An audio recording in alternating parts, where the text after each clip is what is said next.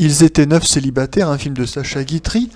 Alors, bien sûr, le maître a également signé le scénario et les dialogues, avec dans les rôles principaux Elvire Popesco, Geneviève Guitry, Marguerite Pierry, Marguerite Moreno, Pauline Carton, Sacha Guitry, Max Derly, André Lefort, Saturnin Fabre, Victor Boucher, Emos et Sinoël. Le sujet: un décret imaginaire expulse les étrangers de France. Une seule issue pour les femmes de nationalités diverses qui désirent y rester: épouser des Français. Sacha Guitry, un homme d'affaires astucieux, ouvre un hospice pour célibataires, bon pour un mariage blanc, et parvient à épouser lui-même la riche étrangère qu'il convoite. Contrairement aux auteurs de gauche, grands donneurs de leçons, Sacha Guitry a le bon goût de ne pas imposer au public ses opinions politiques. Tout juste, devine-t-on, un grand bourgeois cynique, mais tout ça est de bonne aloi et ne prête pas à conséquence. Pourtant, Sacha ne peut pas s'empêcher, en 1938, de faire un film plus personnel, Remontons les Champs-Élysées, où il exprime clairement un nationalisme nostalgique qui, loin de condamner l'Ancien Régime, s'interroge sur la légitimité de la République et des valeurs universelles de la démocratie. Et puis il se laisse aller aussi à quelques phrases bien senties sur les métèques, ouvrez les guillemets. Nous avons toujours une fâcheuse tendance à accueillir chez nous les étrangers. Fermez les guillemets. Et dans Ils étaient 9 célibataires, tourné au printemps 1939, il continue dans ce registre. Dans les années 30, la France connaît une vague d'immigration sans précédent, venue d'Europe centrale. Et bien sûr, la République universelle, la République française, les accueille à bras ouverts.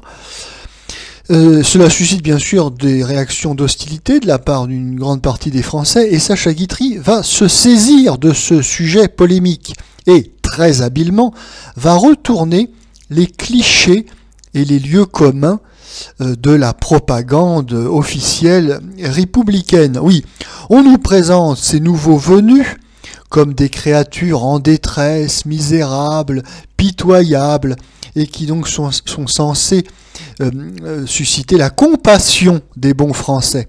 Or, Sacha Guitry, une fois de plus habilement, va retourner ce cliché, car ici, dans le film, ce ne sont pas les immigrés qui sont des personnes misérables et pitoyables, ce sont les petits Français qui vont donc servir d'époux de complaisance à de riches femmes donc étrangères du milieu du show business, musical, de la finance, de la spéculation. Oui, on croit deviner ce que veut dire Sacha Guitry. Et donc, le cliché est retourné.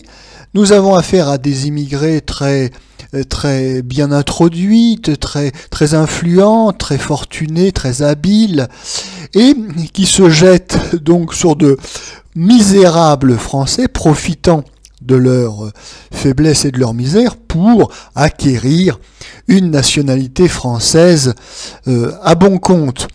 Voilà une façon très habile de retourner la propagande officielle. Bravo, Sacha!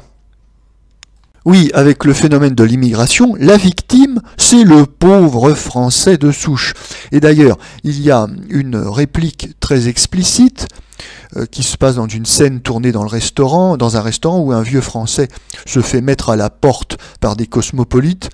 Ce malheureux franchouillard a cette réplique, ouvrez les guillemets, « On veut bien être gentil, mais on ne peut tout de même pas se laisser envahir », fermez les guillemets.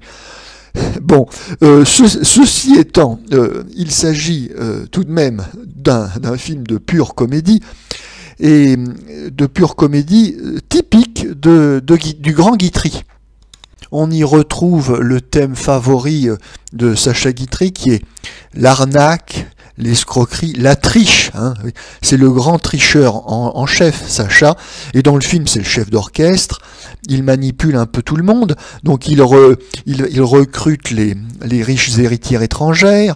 Il ramasse les Français dans la misère pour les donner en pâture aux premières, etc., etc. C'est le combinard en chef.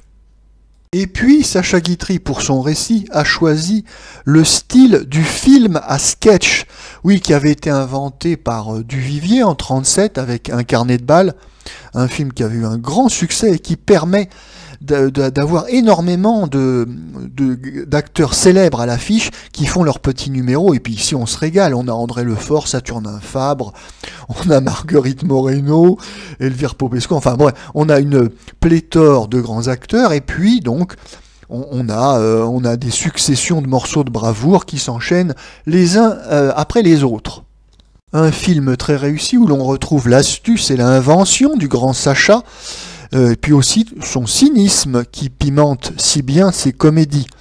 Mais Guitry a l'habileté, encore une fois, de terminer son film par une morale consensuelle et apaisante, puisque ces femmes qui au début du film n'étaient pas très sympathiques, elles agissent par intérêt, par opportunisme, elles sont assez dures en affaires, enfin bon, c'est pas des personnages très très sympathiques, eh bien, finalement, elles vont tomber sous le charme des pauvres types qu'on leur a jetés dans les bras, et elles vont être séduites par la douceur de vivre typiquement française, et donc les caractéristiques bon enfant de leur époux qui n'était pas un premier choix au départ. Bon, tout ça évidemment est une fin très optimiste, mais on en a besoin car le film sort la veille de la déclaration de guerre de la France et de l'Angleterre à l'Allemagne et donc du déclenchement de la Seconde Guerre mondiale.